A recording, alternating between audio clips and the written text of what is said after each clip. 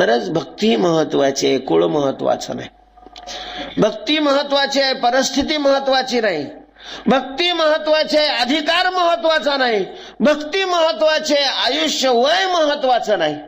मग जाती व्यक्ती पडे बिंदुले, जेव्हा भावे होती मज मिळाली. भावयुक्त भक्ती असेल तर बाकीचं काहीही लागत नाही. जिथं चिंतन आहे तिथं देव असतोच महाराज.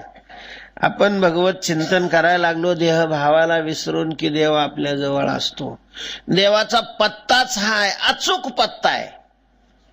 तो मी वैकुंठी नसे, एक वेळ भानू बिंबीही न दिसे. वरी योगियाची मानसे उमरडोनी जाय. परी तयापाशी पांडवा मी हरपला.